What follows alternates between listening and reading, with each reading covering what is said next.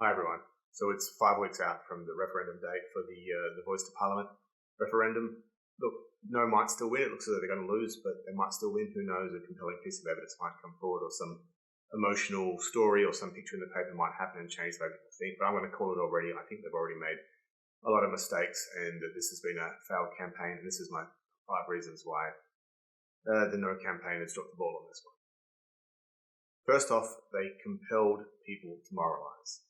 The average citizen sitting around trying to raise kids or get a booking with the doctor or find a way to the dentist or study for exams or ask the boss for a promotion or whatever it is that they're doing doesn't want to have to moralise because they're compelled to. They don't want someone to come down from Canberra and say there's a date and you're going to vote one way or another. And if you vote one way, then you're going to shit the money bed and we're going to have $50 billion worth of expenditure for the next few years and it'll be your fault. And they didn't want to be able to say, look, if you don't do this, then it's cultural genocide or perhaps even actual genocide. We don't do this about war. We don't have referendums when we go to war, and we don't do this about other things like whether or not we allow the refugees in or not. Why you're making the average citizen get their hands dirty, which is, I suppose, moralising might not be exactly the right issue. This is like morally, we all want the Aborigines to do well, but this is the political mechanisation by which that's going to happen. One should not make the average citizen guilty of getting this right or wrong, because if we wanted to do that, we'd run for politics anyway. Second thing that they did wrong was that they didn't see it from the other point of view. I can imagine somewhere someone said, let's have a referendum about a voice to Parliament and then eventually a treaty or something like that. And in a group of their own friends and their own supporters and people who were vested in their own point of view all said, yes, that's a great idea, and they took that point of view. They should have seen it from the other's point of view, because the No campaign did have some good points. What were they? Why does this require constitutional change, permanent, forever constitutional change? That's a good point. 2, it's a similar sort of point, but why don't you just legislate it? 3, what makes us think this is going to happen in the future? It hasn't worked in the past. Why would it happen now? 4, how much money is it going to cost? 5, yes, it does look as though one way or another it could have some sort of power of veto, even if it was just delaying a bill until it was no longer popular, as we've seen with the referendum. Popularity tends to drop off, and if you can delay the voting until over here, you can change the way the vote happens.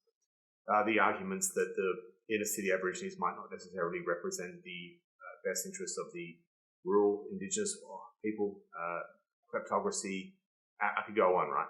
But they should have seen it from the other point of view and phrased it not as though we want recognition of the Constitution, which was what the yes argument was after. I accept that was the argument, but I think we all got that anyway. That was very apparent from the get-go. They should have been very quick to say that, A, we'll get a turnaround time really quickly on anything we want to talk about. 2, we'll cap the budget. 3, we're happy to have a referendum in the future if we want to get it back out, and we'll be the first to make it happen. And, like when Eminem did the rap at the end of 5 Mile and he took the wind out of the other guy's sails and he gave all the dirt, addressed all the dirt on him to start with, and Papa Dot had nowhere to go with dissing on Eminem or whatever happened in that movie. They should have phrased it that took all the arguments away from the no argument from the get-go. I think the people that were going to vote yes were already going to vote yes. And then there's that sort of like cultish left-wing social justice crowd. Yeah, they were going to do what they were going to do. There's no point in selling past the sale, and these guys were sold already. Number 3, the mistake I think they made was that they chose to do this whilst the left-wing government was in power, or from the left. I think that had been more. They should have done it when Malcolm Turnbull was in power, if you ask me. He was as centrist as he has. I know Malcolm Turnbull was against it, but perhaps they could have changed his point of view. The left is very emotional. It is dripping in activism. It always has to come out punching with allegations of racism and sexism, and they virtue signal to each other when they do that on the left. It's not just they really think you're racist, they're just like wearing the team uniform, And that was always going to happen with this.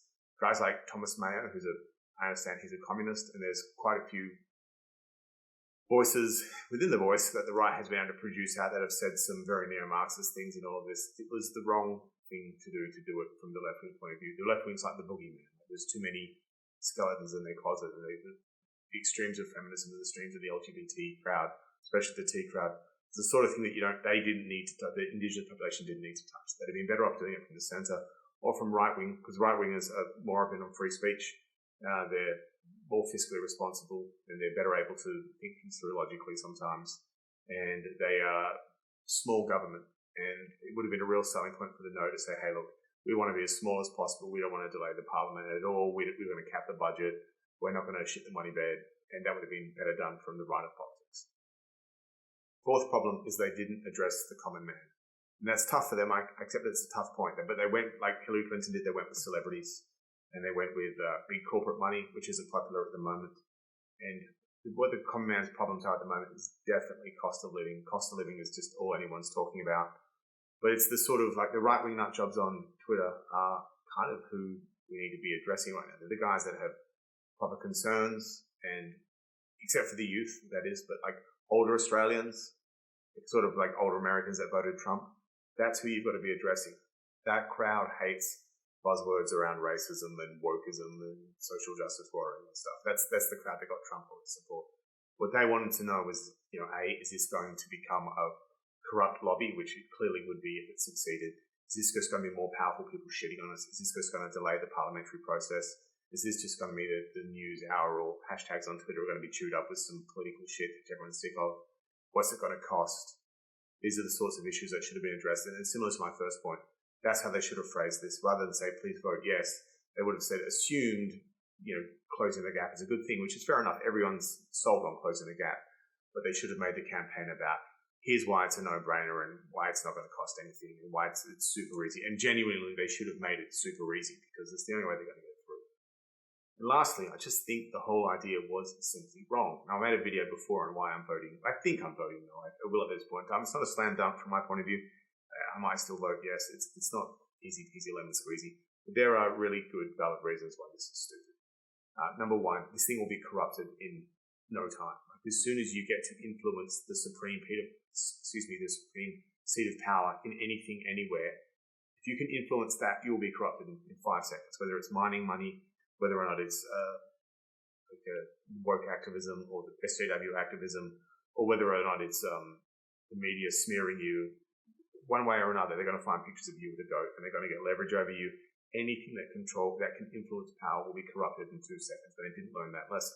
Truly, honestly, it's a big call to say that this needs to be in the Constitution. It has to be around forever. But we're never allowed to have anything but this. That always and forever. Even if it's only just one term in 4, some absolute cockhead, like Lydia Thorpe, for example, or someone else, I could mention many names, is going to be able to pick up the phone and have a yell at the defence minister or the minister for trade or whoever it is, and they have to listen. That was always a kind of a dumb idea.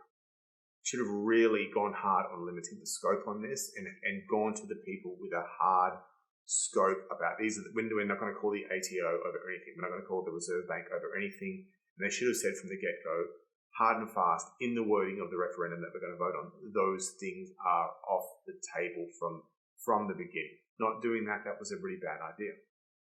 Essentially, the idea of closing the gap. When I live in a city called Perth, the richest people in Perth travel to Sydney because Sydney has better schools than Perth. Now, I actually grew up in a small country town called Narrogin. The richest farm kids in Narrogin moved to Perth because Perth had better schools than Narrogin.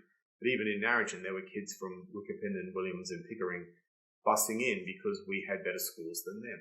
There's never going to be equal schools across the country. And if Aborigines live in Roebourne, Fitzroy Crossing, at the back of Burke somewhere, the education gap's going to be there. I'm sure there's an education gap between the Amish people and the average American as well. Closing the gap was always going to be tough. It was simply a bad idea to say we're going to have a lobby group and then suddenly kids in Roebourne are going to get the same education as kids in Muslim. Not going to happen. We don't believe it.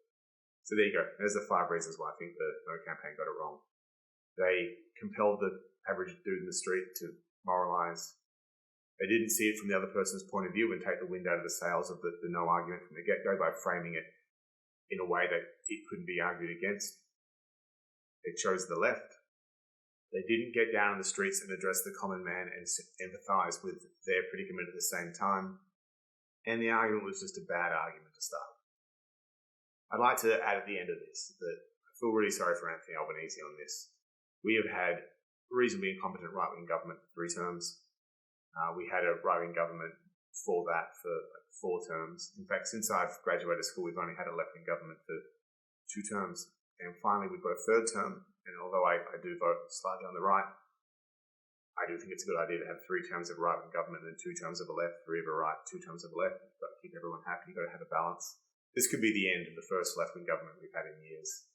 Anthony Albanese, I don't know, he seems pretty moderate. He's really shit to bed here on this one, I think. And there's no way he shouldn't have won a second term, especially with Peter Dutton as opposition leader. If he fails on this, if the mob turns against him, so to speak, this is going to be really bad on his behalf. And a lot of Labor supporters are going to be pretty shitty at the referendum, at the Voice to Parliament campaign for cutting the knees out of their own man and losing the first left-wing government they've had in a long time. It's gone long enough. I always say, if you want to hit like and subscribe, please do. If you don't, it's fine. I make these videos for myself.